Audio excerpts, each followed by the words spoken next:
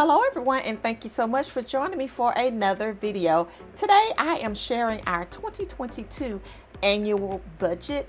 Now, I completed our first annual budget for 2021 using Excel, and if you missed that video, I'm going to leave it linked up above. I also completed a 2021 annual budget using paper and pen. And I'll leave that video linked up as well, just in case you want to go and check those videos out. Now today I am using Excel again, and this beautiful Excel spreadsheet, guys, it comes from Ms. Tasha Blair. She is Mind Your Money here on YouTube, and her website is tashaloveslife.com. I'll leave everything linked down below, and I love it.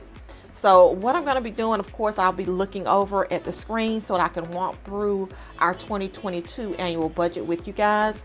And I'm going to give you some tips along the way. So let me go ahead and transition so we can get started.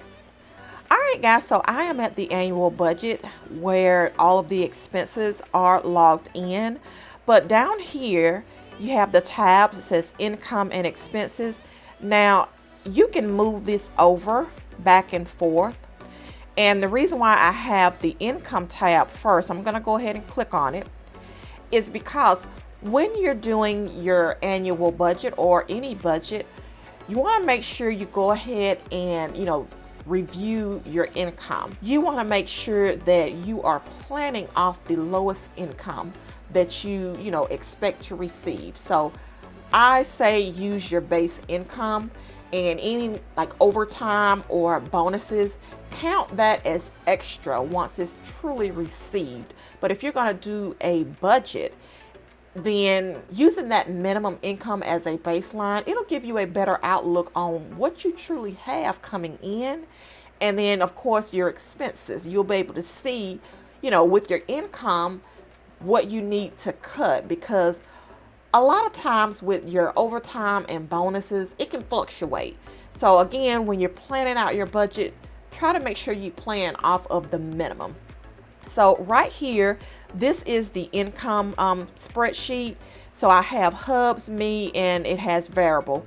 Now this here variable, Miss Tasha Blair, I love that she put in here a note: side hustle, bonuses, gifts, any extra money. Now, what I've added in here, this $35, is the same that I added last year or for 2021. Is the $35 is our son's phone bill. He pays that every month. So right here for January, this is an extra check month for Hubs, but it's also a bonus month. So we do expect a bonus. And like I said, it's not included in the income. So that $29.36, that's an extra check. But then when we get here to February through April, you'll see this is the base amount that is direct deposited to this joint household account. So if this is your first time, joining one of our budgeting videos, my husband and I, we do allocate a portion of our paychecks to this joint household account. And this is where we pay all of our household bills out of. Now, if you don't see different categories, sinking/saving funds, that is part of our household budget, we don't either handle that or we take care of it out of our personal account. So this here is strictly a separate household account, and this is the monies that is direct deposited to this account. So it makes it easier, especially with tracking. And guys, we have been, loving it thus far. So for me, I work in education, so I don't get extra paychecks often. So Hubs get paid every week, but I'm paid bi-weekly. So there's an extra check for me in July and of course in December. So once that information was plugged in, now I added this here column where it says annual totals, because I wanted to see what was Hub's annual contribution, and of course my contribution and our son's. So down here, right here, this highlight in yellow, this is information for each month where income is not included. So I just put that note here for me to make it easier. So I do know for January, April, July, and October, Hub's bonus is not included in the monthly income amount, but of course the extra checks are.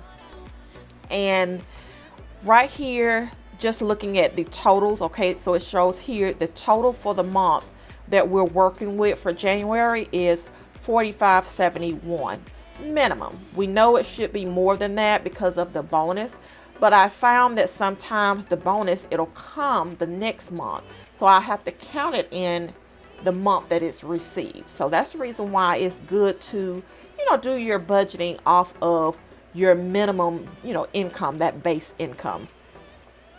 And right here where it says remaining, I'll flip over to the expenses, because every month it shows, after you've plugged in your expenses, what you have left. So you have your income, you have your expenses, and the spreadsheet calculates if there is overage or a shortage. So for January, we have a good amount left.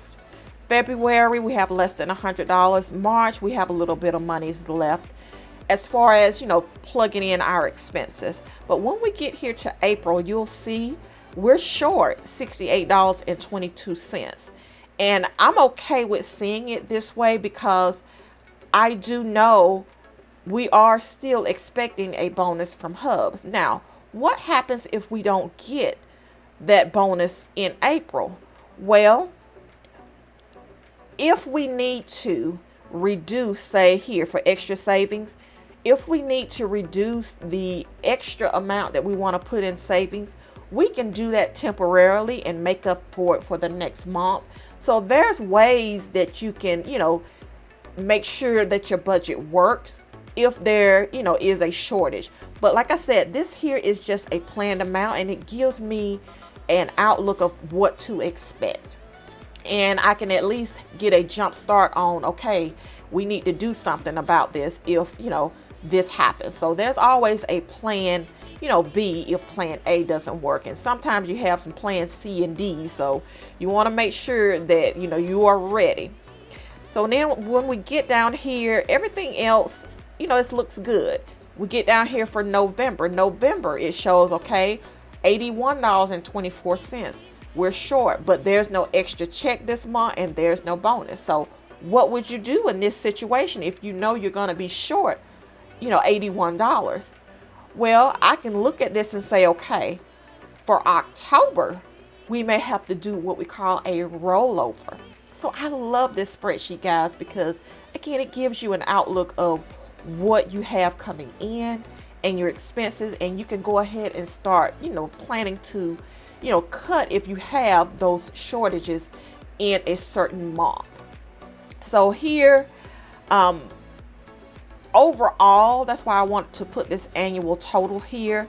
Overall, we should have $1,500 left remaining out of our budget. Okay, even though we have shortages in November and we show a shortage in April, based upon this with our base income, we still should have an overall amount of $1,500 left over. So that's where this here amount, $1,500, I just kind of calculated here. Extra IRS as permitted from the remaining amount budgeted.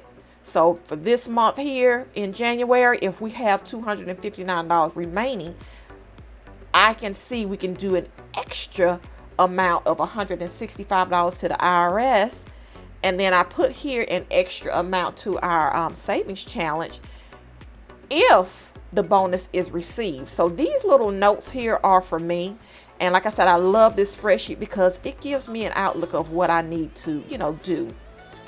So with the 165 to 330 for the IRS, these extras, it comes to a total of $1,320. So I wanted to put that total there because I said, okay, if we have $1,500, a little over $1,500 left, then I want to make sure that we are maximizing our extra debt payments to the IRS, guys, because we're trying to make sure that we can get this thing knocked out as soon as possible. So this just gives me a better outlook of what we truly have remaining. And I'm still not over budget here. I'm not over budget. So remember, this is with the minimum income. It's not including the bonus itself. Now, when we get here to the expenses, now you want to make sure that you gather all of your expenses, guys. And sometimes you may have to pull out those bank statements. If you use your credit card, you want to pull out those credit card statements, because subscriptions, those things can sneak up on you. So you want to make sure that you have everything for your annual budget. And even if you miss something, it's okay, because you can always go back and update it. And there are times when things change as far as the amount. You have to go back and update it. For example, with our internet, that bill did change. And then with Hulu for 2021, we end up canceling that. So we had to go back and update our spreadsheet. And like I said, I do love that this spreadsheet is easy to update. So our expenses are plugged in for each month. Okay. Now for our internet, right here, I do know that our promotion period is going to change. It changes in February. So every year Hubs will call to see if there's a special that we can take advantage of. And for 2021 in February, it was going to go up to about $100, but we were able to get a $20 monthly credit. And of course, that is only for 12 months. So every February it changes, but Hubs call to see if we can, get any, discount. So that's the reason why I have $85 in January, but you'll see for the rest of the year, I have it at $100. So I'm planning for it to go up. If it goes down, then that's okay. Here for Amazon, you see this annual subscription. I put it in, but it's not due until August. Our pest control, of course, is every other month. And right now it's at $55. It was $55 last year, and it's still, $55 now. But for 2022, I don't know if it's going to go up. So I just added an additional $10. So if it doesn't go up, I can always go in here and adjust that. Down here, when we get to car registration, our car registration is twice a year. So we've got one in March. That's my birthday month. And then November, this is Hub's birthday month. We've got our tax debt in here, our minimum payment. And right here over to the side, I put goal. Our goal is to pay an extra $165 per month towards the IRS.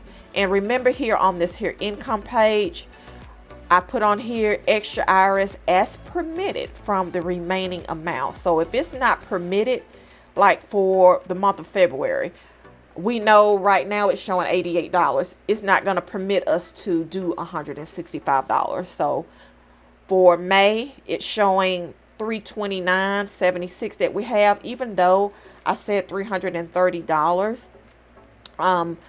If I need to adjust that, I will, but I'm looking to put in that remaining $330 extra toward the IRS debt. So if there's some tweaking that needs to be done, I can do that.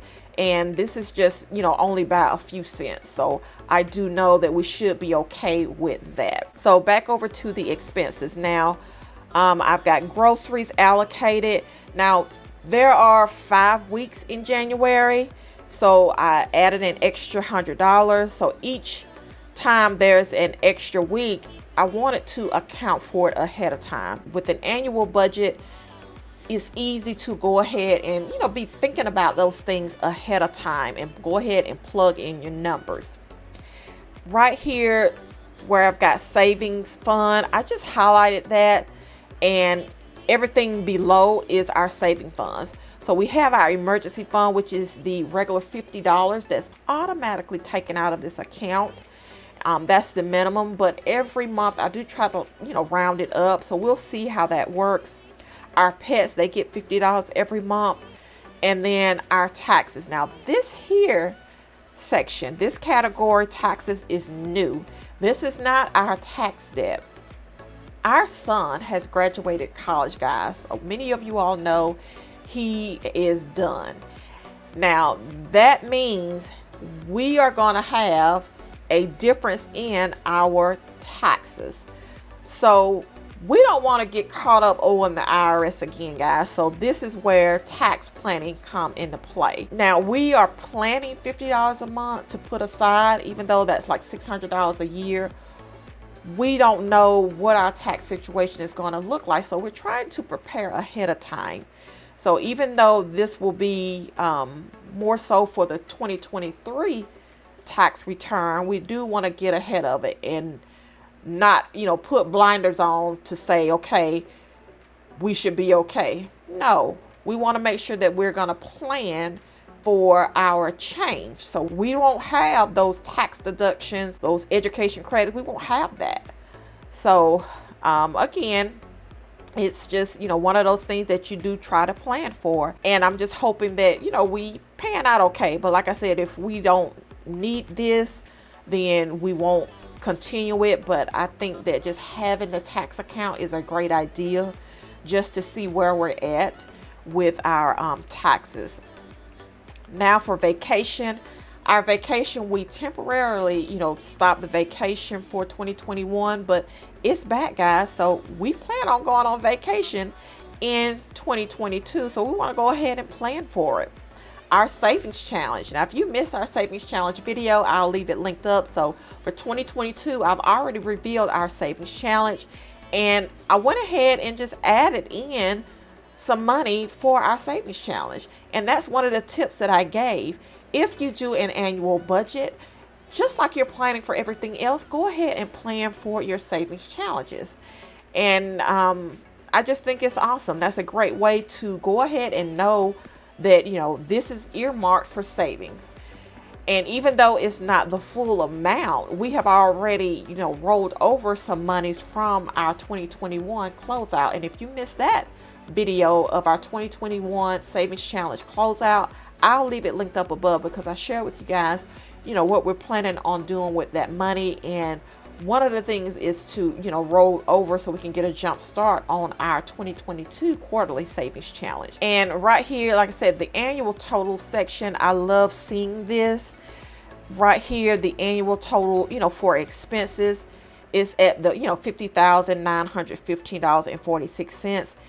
That is a large number, yes, but it's looking at your budget at a glance, guys. And I do know if you are a beginner, you're looking at these numbers, you're like, okay, that's a lot of money, that's a lot of expenses. But guess what? These are the expenses that we have every month, guys. But looking at it at a glance, at least, after you get over that initial shock, you get to see exactly where your money is going. So I love, doing an annual budget, and I just love this Excel spreadsheet. Now, right here, I do have a note with our lawn service. I put here $100 in August for lawn treatment. So there's an extra $100 that's anticipated because we do get our lawn treated. So again, if it doesn't, happen in August, I've at least planned for it for whenever it does happen. Now, right over here on the side, these bills and expenses breakdown, I love how, Tasha has this categorized. You can actually see the percentages broken down of your expenses. So right here, our tithe and offering, we do give off of our actual gross income. We don't give off of our net. We choose to give off of the top. Right here with our mortgage, it shows 12.4% at, the $536 per month. So like I said, I do like this chart. I really do. I love that she created this and added this. So you can see the expenses are at the $50,915.46.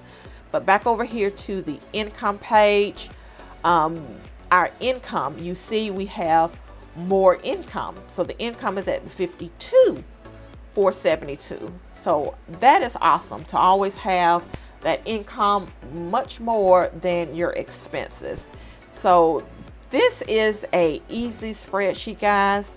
And I'm happy that, we are able to still use it for our 2022 budget. And like I said, when you're doing an annual budget, the best thing to do is just base it off of, your base pay, your minimum, and just use any bonuses. Don't include it, but you can at least say, okay, I'm expecting it. And if it doesn't come in that particular month, if it comes in the next month, you haven't planned for it, but you are aware of it. And again, guys, I do hope that you know, think about getting your hands on an Excel spreadsheet, and specifically this one here from Tasha Loves Life. I love it. It's very simple, very user friendly. I don't need a whole bunch of stuff going on my spreadsheet. If it's too much going on, guys, I do lose interest. But I need myself to be, you know, simple and straight to the point. And I love this because when I do our 2022 annual budget using paper and pen, this makes it easy because all I'm going to do is transfer these numbers, guys. That's all I'm going to do with that. So stay tuned to that video as well. So this is it for the 2022 annual budget using Excel. I hope that you enjoyed this video. Leave me a comment down below. Do you complete an annual budget, or are you thinking about completing an annual budget? And if so, what tools do you use? All right, I'm gonna see you later. Bye.